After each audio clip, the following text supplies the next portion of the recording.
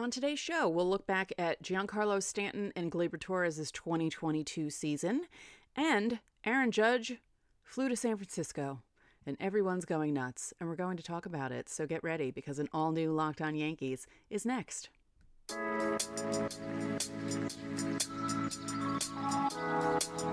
You are Locked On Yankees, your daily New York Yankees podcast. Part of the Locked On Podcast Network, your team every day.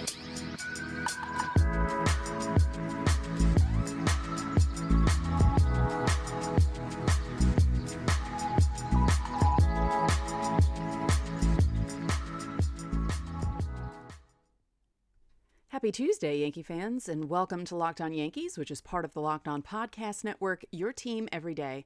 I'm your host, Stacey. I'd like to thank you for making Locked On Yankees your first listen every day. We're free and available on all platforms, including Apple, Odyssey, Spotify, and Stitcher. You can watch and subscribe to us on YouTube.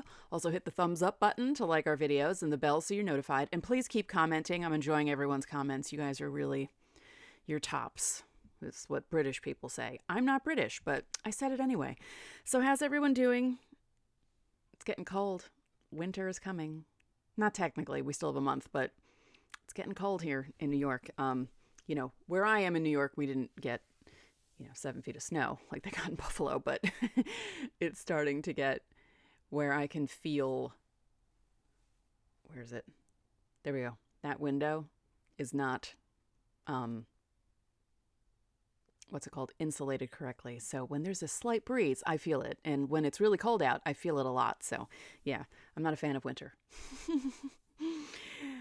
Although I'm not really a fan of warm weather places either, because I don't like the summer. If I could find a place where it's just 70 all the time, like San Diego, that'd be great.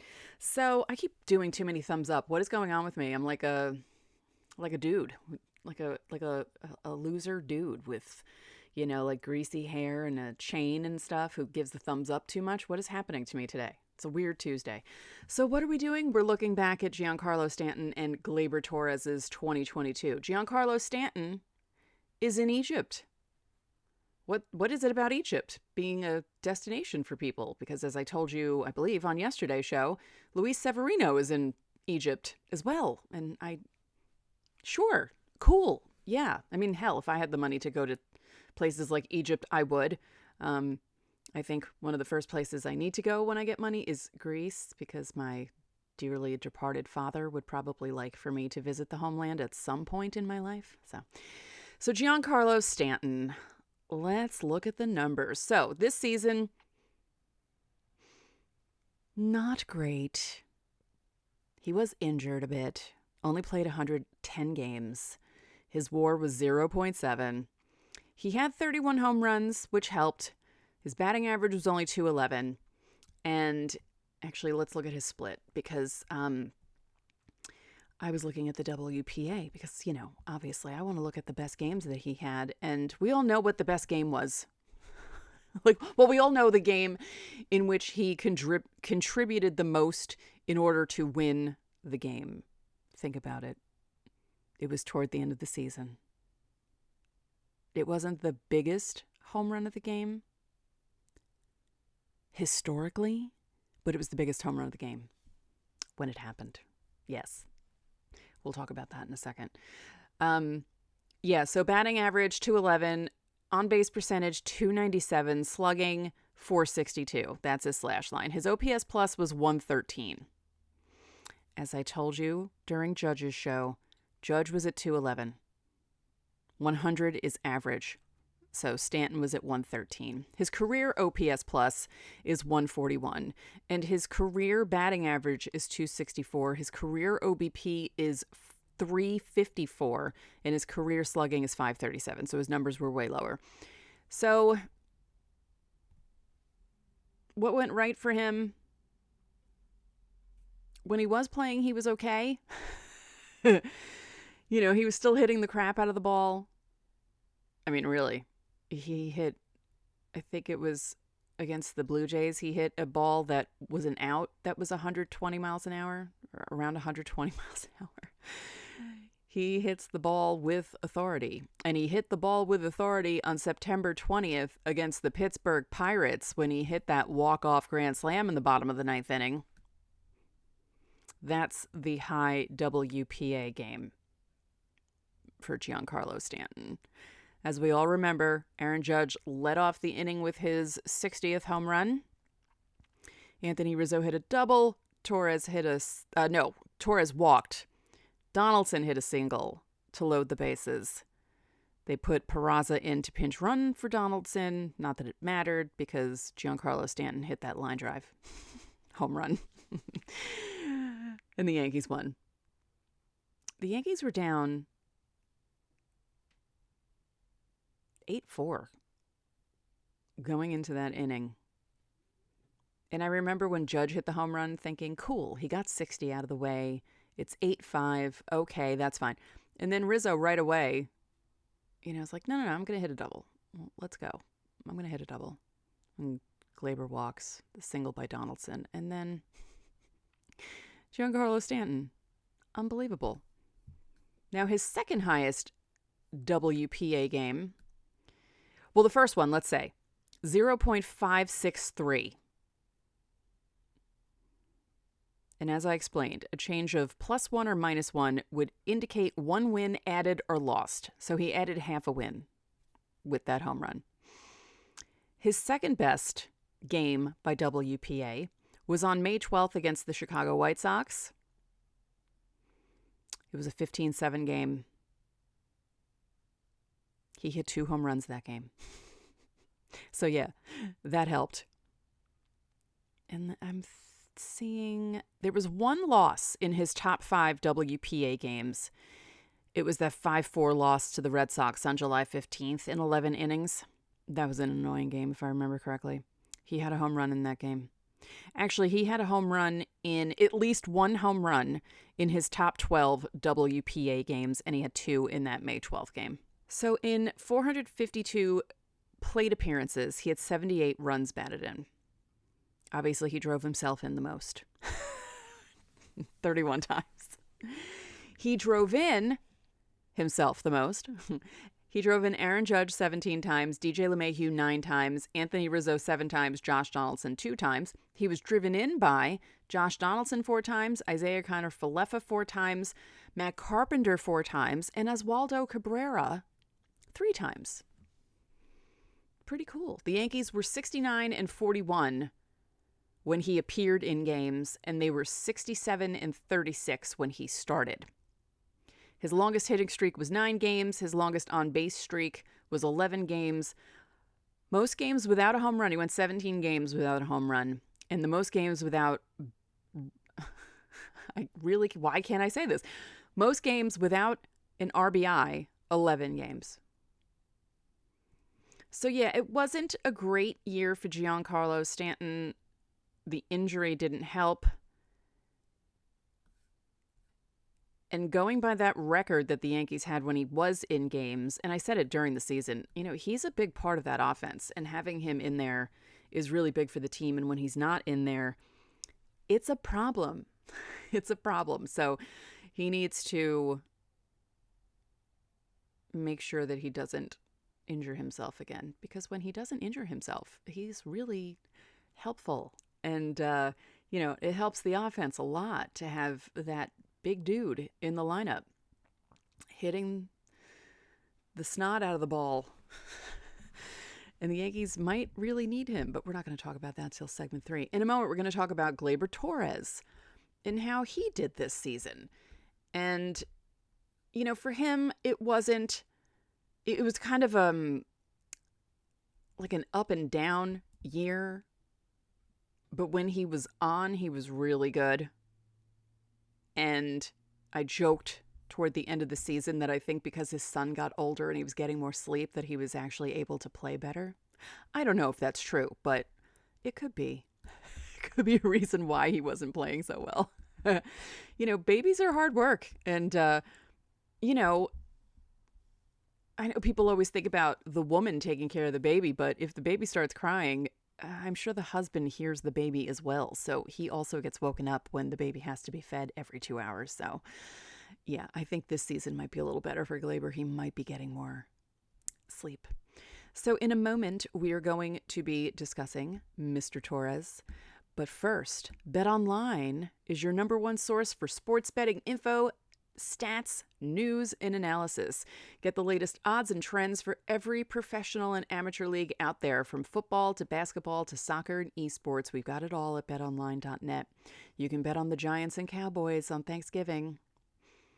And I was wrong about the Knicks. They beat the Thunder last night. See, what the hell do I know? Don't listen to me. Go to BetOnline, see what the lines are, and figure out how you want to bet on things.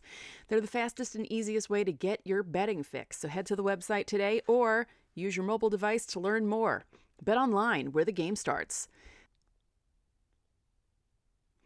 Thank you for making Locked On Yankees your first listen. For your next listen, check out the Locked On Sports Today podcast. The biggest stories of the day, plus instant reactions, big game recaps, and the take of the day. Available on the Odyssey app, YouTube, or wherever you get your podcasts. So Gleyber Torres. Gleyber David. Right. I did know that was his middle name. David. Gleyber David Torres. His nicknames are GT or D Caracas. I didn't know that. Yeah, I guess they would call him GT because they call Giancarlo Stanton Big G or G, right? Yeah. So his WAR, B-reference WAR, by the way, because I'm looking at Baseball Reference, 4.1. His slash line was 257, 310, 451. He had 24 home runs, 73 runs batted in. 73 runs scored, 76 runs batted in. The team was 82-58 when he played, 77-54 when he started. His longest hitting streak was 10 games. His longest on-base streak was 20 games. His longest streak without a home run, 18 games. His longest streak without a run batted in, 10 games. He was driven in the most by, surprisingly, not by him technically, of course, the most by him. Aaron Hicks 8 times, Josh Donaldson 8 times, Isaiah Kiner-Falefa 6 times, DJ LeMahieu 3 times.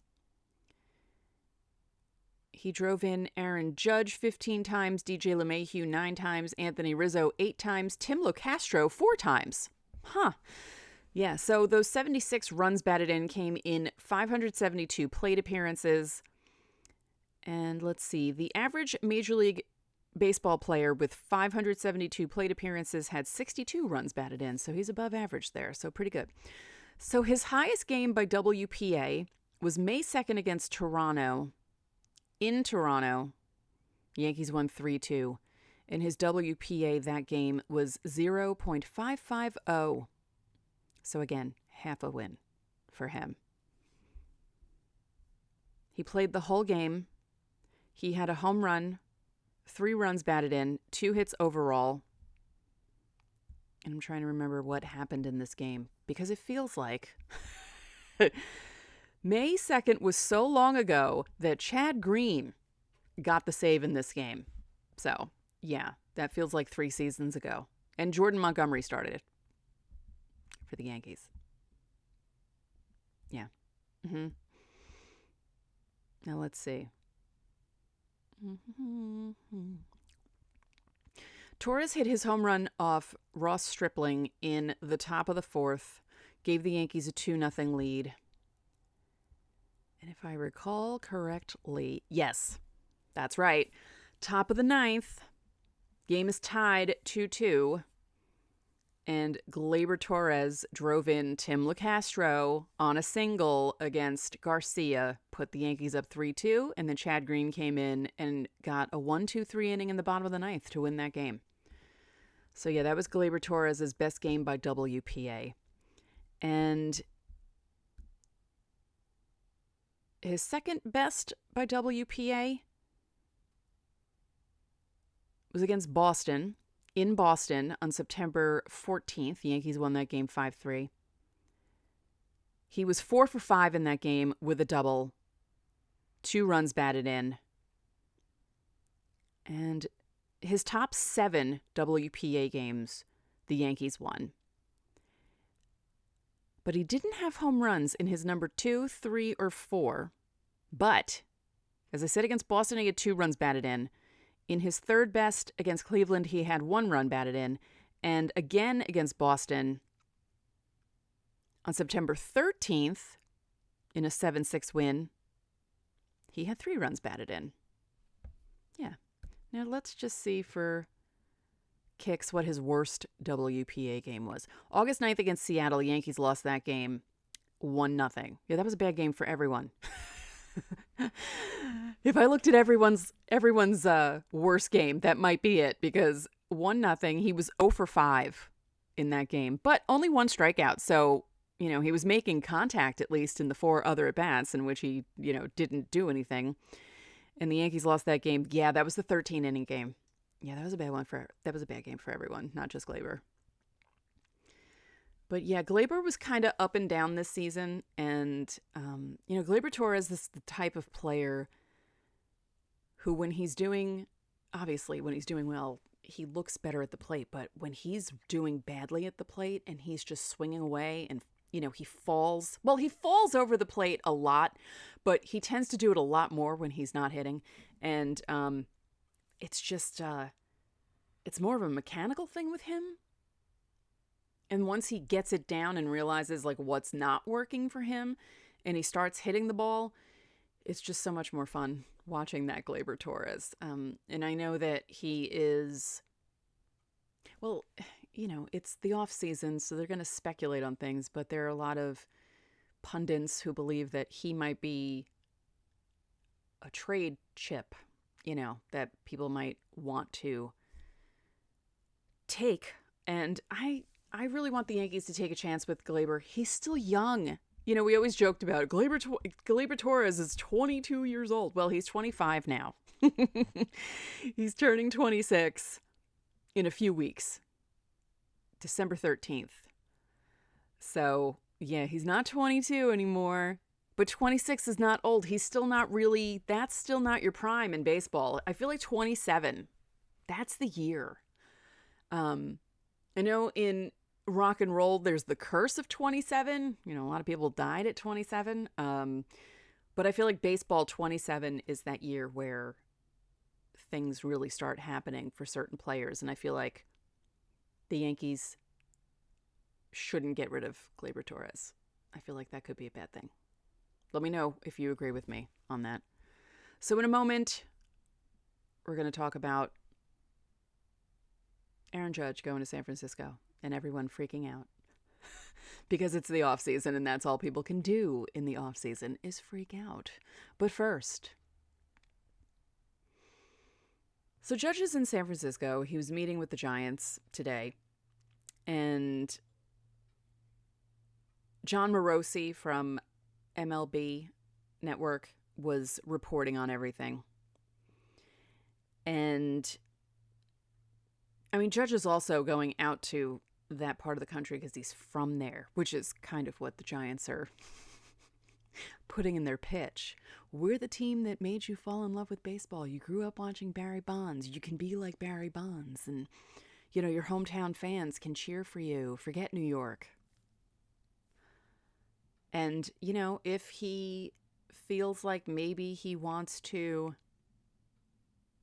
go back home, he's married, raise his kids out there, be a Giant, it's possible. Obviously, I don't want that to happen. I would much rather Aaron Judge be a Yankee.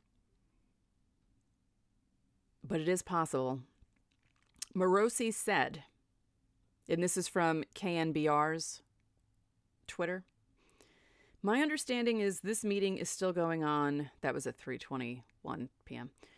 "It's an all-day type of experience. I'm sure he's going to see the ballpark. I would expect the Giants will play heavily on that emotion, that this is the team in which Judge fell in love with the game." So, yeah, it'll be interesting to see what the offer is from the Giants. Yankees offered $337, I believe, was what the last number I saw was. And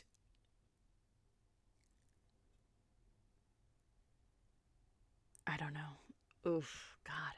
I'm so bad at predicting this stuff because I really don't know what he's thinking. No one knows what he's thinking.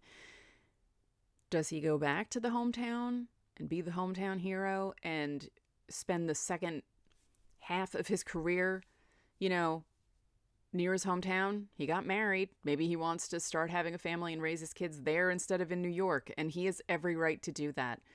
But I feel like a lot of New York fans were so burned by what Robinson Cano did. Burned by Cano leaving and then the Yankees spending all that money on Jacoby Ellsbury and Jacoby Ellsbury doing nothing. Although, as I said yesterday, he's on the Hall of Fame ballot, so good for you, Jacoby Ellsbury.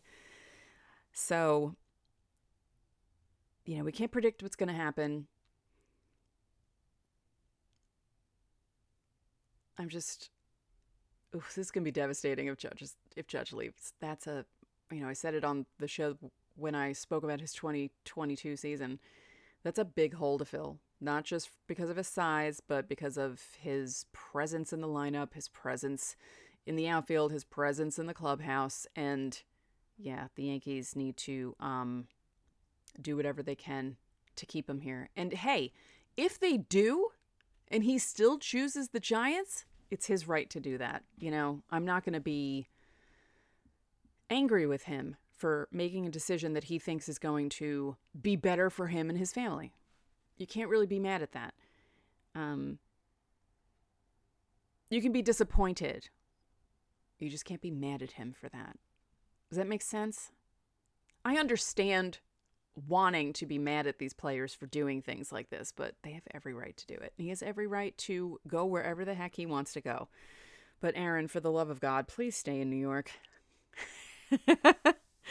Please stay in New York. Now, speaking of Cano, I saw a tweet yesterday about a player named Ichiro Cano, and I thought that was the most amazing thing I've ever seen. Not really, I've seen more amazing things, but I just thought that was really funny because I was not expecting that name at all. Not that combo of names. Let me see if I can find it. Yes. Sorry, I saw it last night. He's playing in the WBSC Under 18 Baseball World Cup. And he plays for Mexico, and his name is Ichiro Cano. He's from San Jose del Cabo, Mexico. That's amazing. And then someone responded to that tweet with a picture of Cano and Ichiro in their Mariners uniforms saying, "What a name." Yeah, that is pretty cool.